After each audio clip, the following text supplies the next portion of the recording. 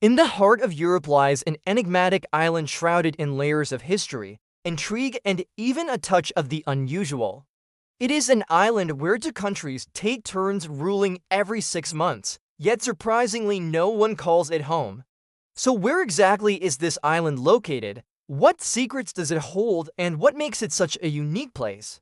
But before we continue, make sure to subscribe if you haven't already. The island we are talking about is none other than the mysterious Pheasant Island, also known by its French name, Île des Pheasants, or in Spanish, Isla de los Pheasants. Its location is tucked away in the Bidasoa River, a picturesque boundary that separates the regions of France and Spain. More specifically, it sits between the charming towns of Hendaye on the French side and Iron on the Spanish side, drawing its mystique from the rich history that unfolds within its modest borders. Now, when we say modest, we mean really small. The island is only 200 meters long, which is less than the length of many city blocks, but don't let its size fool you. This unassuming piece of land has played host to some monumental moments in history, shaping the course of nations and leaving an indelible mark on the cultural landscape of Europe. Today, the island stands as a testament to the enduring spirit of diplomacy and cooperation between two neighboring countries. Every 6 months, the island changes hands, passing from Spain to France in a peaceful transfer of sovereignty that has become a tradition spanning over 3 centuries. This unique phenomenon raises a fascinating question. What makes Pheasant Island so special, and how has it managed to remain a symbol of unity amidst centuries of change? To truly understand the allure of Pheasant Island, we must delve into its unique feature, the shared sovereignty. Twice a year, on February 1st and August 1st, there is a ceremonial transfer of sovereignty over the island. This tradition dates back to 1659 when France and Spain, after 2 decades of conflict, signed the Treaty of the Pyrenees on the island. The treaty brought an end to hostilities and led to lasting peace between the two nations. And guess what? This island right here was chosen as the place to sign this super important treaty. As part of the agreement, France gained new territories, and a royal marriage was arranged between Louis XIV of France and Maria Theresa, the daughter of the Spanish king. The island itself became a stage for these historic events, laying the foundation for its unique status in international relations. During the time of the treaty, King Louis XIV of France had designs on expanding his territory and influence. He sought to bring an end to the costly wars that had drained both French and Spanish resources. At the same time, Spain as King Philip IV desired to secure peace for his kingdom and protect its interests along the Bay of Biscay. The island, situated at the heart of the bay, served as a neutral ground to conduct negotiations and reach a mutually beneficial agreement. It was on the 7th of November in the year 1659 that the Treaty of the Pyrenees was officially signed in the village of Navarra. The treaty not only ended the Franco-Spanish War, but also marked a turning point in European diplomacy. The terms of the treaty were favorable for France, securing for them territories including the city of Tarbes, as well as areas along the eastern Pyrenees. This territorial expansion contributed to the growth and prosperity of France during the reign of Louis XIV. The royal marriage between Louis XIV and Maria Theresa, while initially intended to foster closer ties between the two kingdoms, ultimately led to complex dynastic complications. Maria Theresa, who had previously been promised to the Duke of Milan, resisted the marriage plans.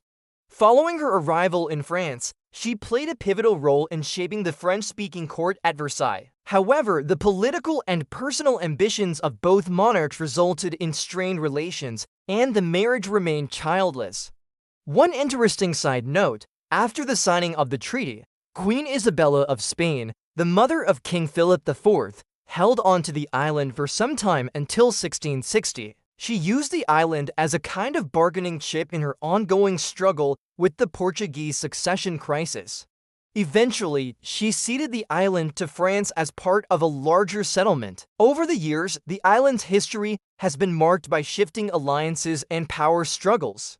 It changed hands multiple times until finally, in 1801, An agreement was reached to divide the island between France and Spain, with each country gaining control for a period of 6 months each. This arrangement aimed to prevent any single power from dominating the island and ensure continued peaceful coexistence between the two nations. And that's not all. The division ensured that the local population had continuous access to the island's limited resources, preventing exploitation or potential conflicts over resource allocation. Additionally, this approach allowed for cultural exchange and fostered a sense of shared heritage between the French and Spanish communities residing in nearby towns. The Treaty of Nogales in 1866 formalized this split. Today, the island remains under the joint sovereignty of France and Spain. They maintain the tradition of transferring sovereignty every 6 months, a ritual that serves as a reminder of their long history of diplomacy and cooperation. Imagine living in a world where borders shift and countries trade territories. That's what happens on an island where two countries own it for 6 months each. Welcome to a place where cultures collide and flags change every 6 months. Yes, it's not a scene from a spy movie. It's real life on an island divided. It's a place where one part speaks French, the other Spanish, where the euro meets the peseta, and where the French Navy takes over in January and the Spanish Armada does the same in July. But why do they do this? Well, it all comes down to history. Back in 1659, these two countries made a deal to end a big fight they've been having for 24 years. They agreed to share this tiny island in the middle of the river that separates them as a symbol of their new friendship. Since then, they've kept swapping the island every 6 months like clockwork. But it's not just a game, it's a big deal in diplomacy. Even kings and queens have followed this rule for over 360 years. No one knows for sure why they chose this little island, but some say it's because no one lived there or owned it. It was just a quiet spot in the river. Others say it was a good spot to watch out for enemies because it's in the middle of the water. Throughout history, there have been lots of fights over land and sea.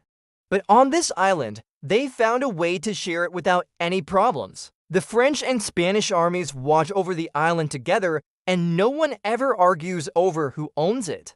Now here's the best part. There's no fighting on this island.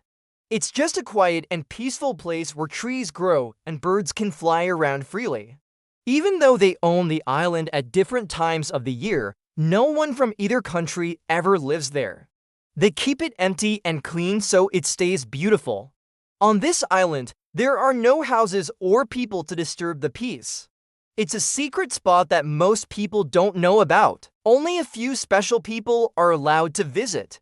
For example, sometimes kings and queens from both countries meet there to talk and be friendly. Or maybe a group of smart people who study history might visit. Once in a while, they even have a big party to celebrate being friends. When you hear about this island, it makes you wonder why more countries can't share their land like this. It is a lesson for everyone that sharing and being friends is always better than fighting and being enemies. Despite its historical significance, Pheasant Island remains largely unknown to the general public. It is not open to tourists or casual visitors, making it an elusive destination for those seeking to explore its rich past. The island's inaccessibility adds to its mystique and preserves its unique atmosphere as a symbol of diplomacy and peace. If you want to learn more about this mysterious island or share your thoughts, feel free to leave a comment below.